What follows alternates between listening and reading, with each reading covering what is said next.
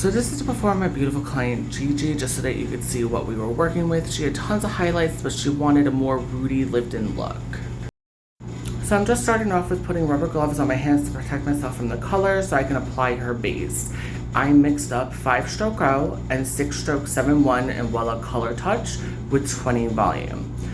Her biggest complaint was she felt like the highlights were to the roots. She likes a much more lived-in appearing color, so I was dragging this color down just a little bit just to help deepen up the roots. So we're going to be toning her after anyways, but I also did some reverse Airtouch, so I will talk about that when I get to that.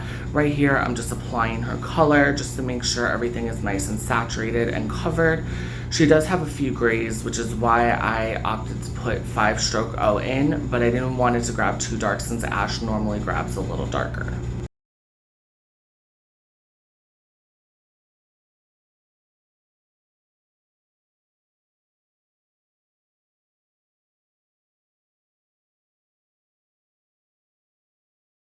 So when I apply a base color, I generally start in the back, and I'll usually start going right down the middle, and then I will take vertical sections going across that entire quadrant. So I did the right quadrant here, and now I'm working my way over into the left. I usually take about 1/4 inch or 1/8 of an inch subsections, depending on how thick the person's hair is. Her hair tends to be very thick, so I was taking 1/8 subsections just to make sure I was getting proper saturation and that there was no spots that were going to be left out.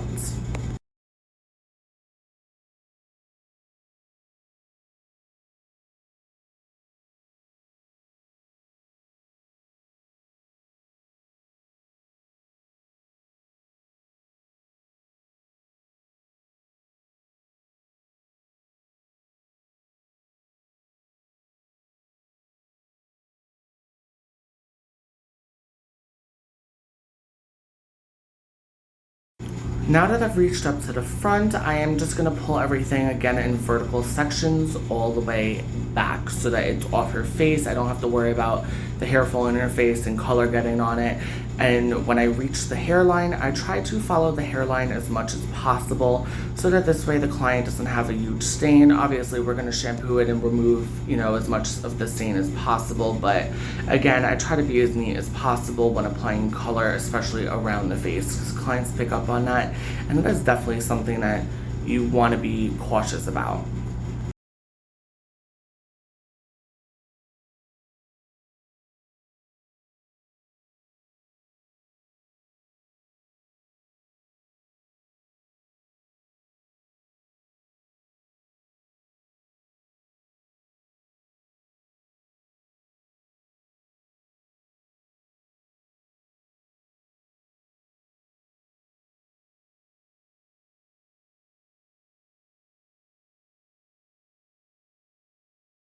So you can see here from this angle, I'm just taking those vertical sections again and pulling everything back on her left side. Don't mind my client, she was drinking her coffee.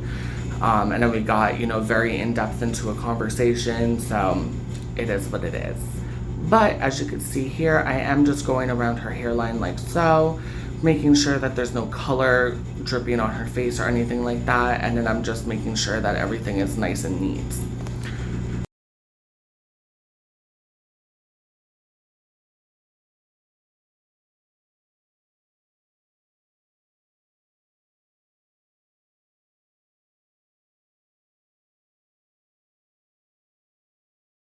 So I'm starting the process here of reverse Airtouch. So I'm taking a nice slice, and since it's reversed and we want to add a decent amount of depth, that is why I'm taking a little bit of a thicker slice, and I'm going to be doing Airtouch.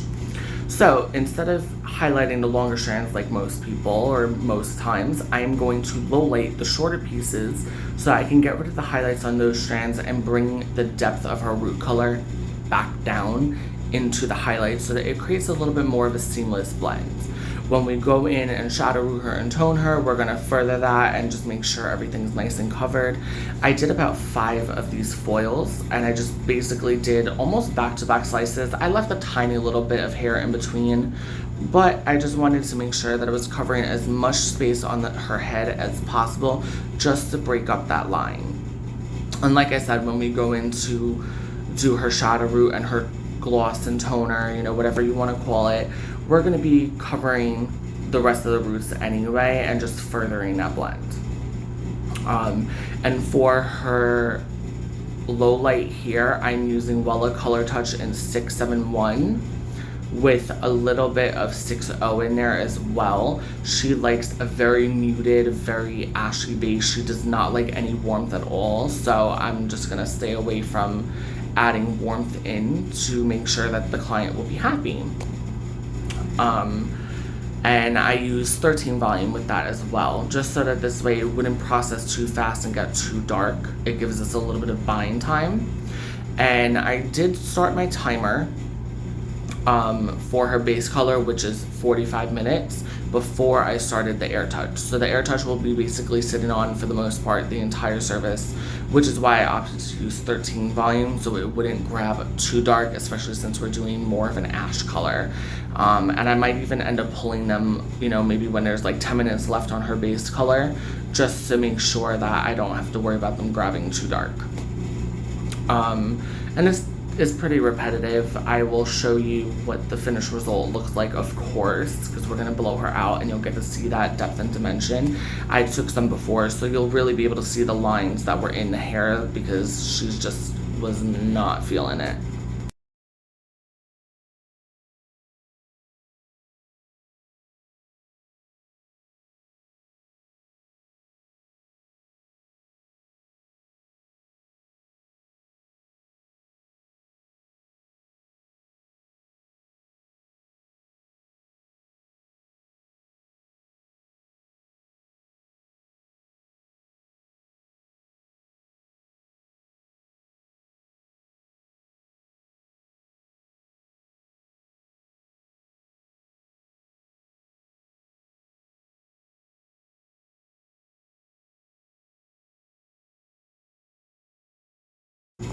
So I'm finishing up here. Like I said, I did 5. So I believe this is the 4th one, and this is the last one I'm going to put on top, because we still want that money piece effect, because that is what she likes. So I left that out. But because we had a little product left over and I still had another foil, I just threw another one in right down here, because she was very heavily highlighted in this area and there was a lot of lines that we wanted to erase. The color is beautiful, it's just she's not looking for a traditional highlight, so that's why we opted to do this. She's actually been my client for years, but she ended up moving out to Montauk and she couldn't find anyone out there that she liked, so she made the 2-hour drive back here so that I could fix her hair. And we were just involved in a conversation here talking about people's stupidity, so don't mind us. So yeah, so I'm just finishing up this application here and just making sure everything's nice and saturated and covered, and then we will be back to show you the finished results.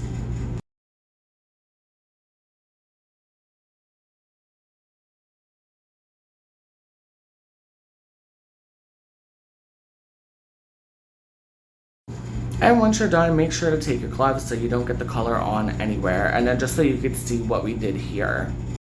So I shadow rooted her with Riken 7N, 6NA, and I overall toned her with Riken 8N, just to tone down the highlights a little bit. It is a much softer blend, and it's exactly what she was going for. She was so happy. And this is a little clip of before and after, just so you could see how much softer of a blend it really created. Tell me what you think.